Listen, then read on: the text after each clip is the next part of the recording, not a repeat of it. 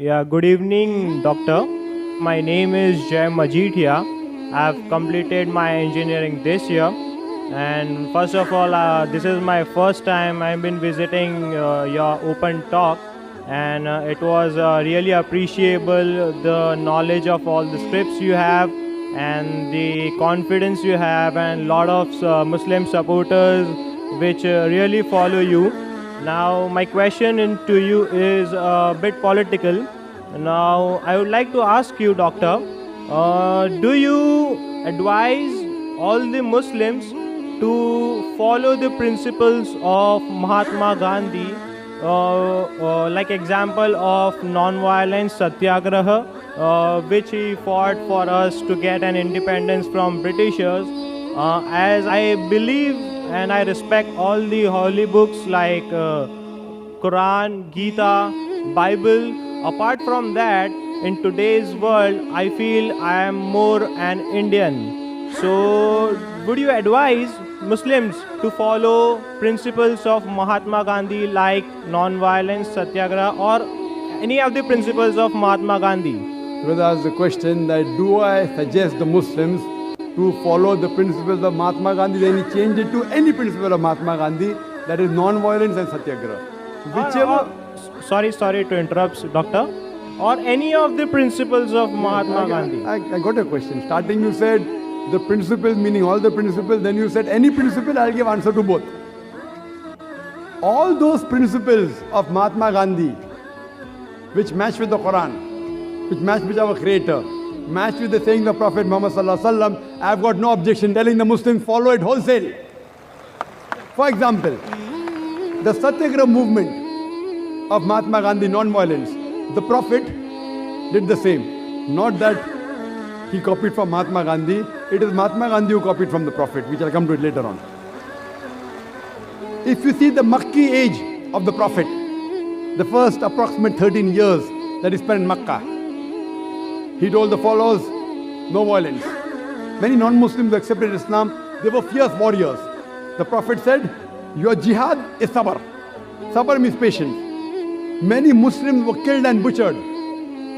The pagan Meccans that time, they targeted the weak Muslims. They tortured them. They killed them. So those who were powerful, they got angry. They said that they killed our brothers, we will take revenge. The Prophet said, your jihad is sabr. See, someone who has the power to fight back, and he fights back, it's good. But someone who has the power to fight back, and the commandment is don't fight back, and then he restrains himself, that is real jihad. Jihad in Arabic means to struggle. It means to strive. So here the Prophet's commandment was non-violence. They went on the streets only saying that we bear witness that there is no God but Allah and Prophet Muhammad, peace be upon him, the messenger of Allah. People stoned them, they did not retaliate. People abused them, they did not retaliate. The Prophet went to Taif, people stoned him, he didn't retaliate. So this is one of the strategies, but not the only strategy.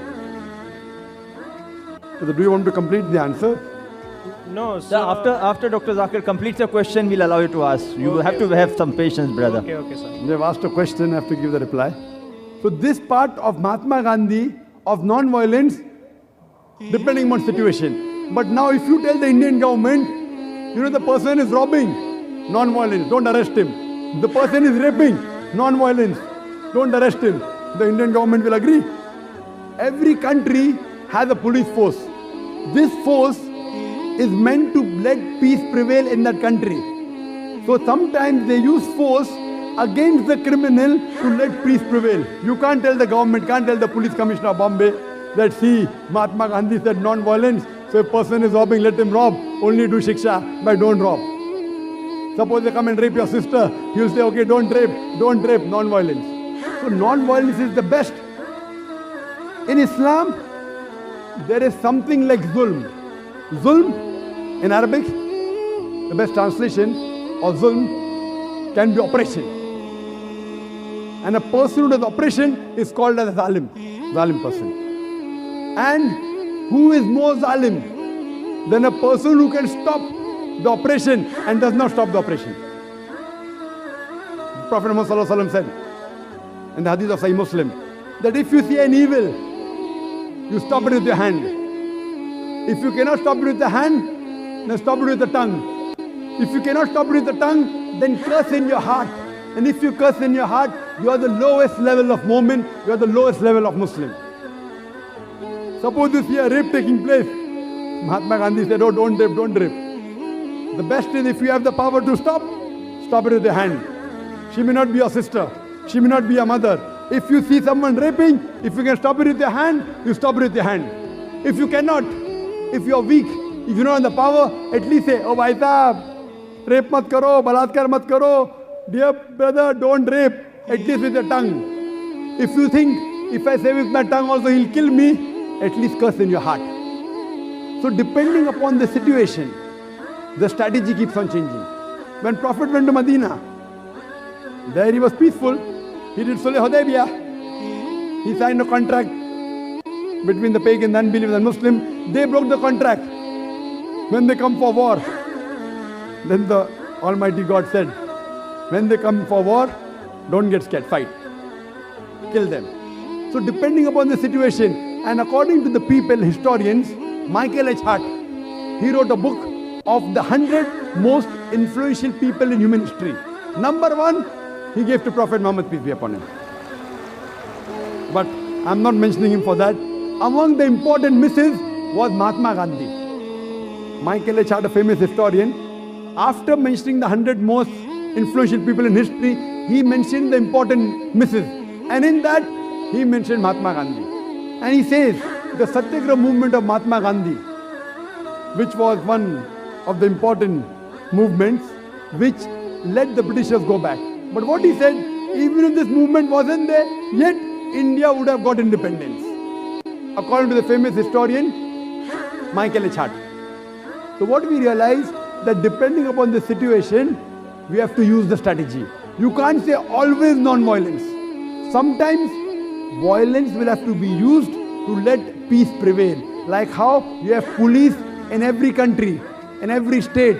So anyone who goes beyond the limits, who rapes, who robs, who harms other people, that time as a last resort, like the country says the police can use force, similarly Islam says as a last resort, as a last alternative, sometimes force can be used to let peace prevail. Hope that answers the question. If you have any other question, you're most welcome, brother. No, sir, I'm convinced with it, and thanks for the That's the reason I said, don't interrupt me. Alhamdulillah. It's my profession. I'm in the field. If I give the complete answer, people are convinced. I start the answer, people want to object. When you are putting your hand up, your mind is going on the question, you aren't paying attention on my answer. So when you listen with an open mind, inshallah, I will answer your question. If not, inshallah, I will give you a second opportunity. Okay, and I would also like to advise all the Muslim people over here. You have a great scholar like Dr. Naik. So please follow Muslims 100%, as there are some doubts like people do not follow it 100%. So I hope all the Muslims will follow the Muslim religion 100% and make India proud. Thank you. Thank you very Thank much, you, brother. brother. I would request that all the Muslims should follow Prophet Muhammad, peace be upon him, and the last and final revelation, the glorious Quran. As far as the brother, he said that Muslims should follow me 100%. I request him that even he should follow me, at least what I speak about the Quran and the Sahih Hadith. So, brother, we are waiting for an opportunity. I want you also to follow me. Me, as long as I match with the Quran and Sahih Hadith. If I don't match with Quran and Sahih Hadith, even Dr. Zakir Naik is zero. Zakir Naik has got no value. What I say, if it matches with the last and final commandment, the glorious Quran, and last and final messenger, Prophet Muhammad, peace be upon him, you follow me. I request you, even you should follow me, what I speak about the Quran and the Sahih Hadith.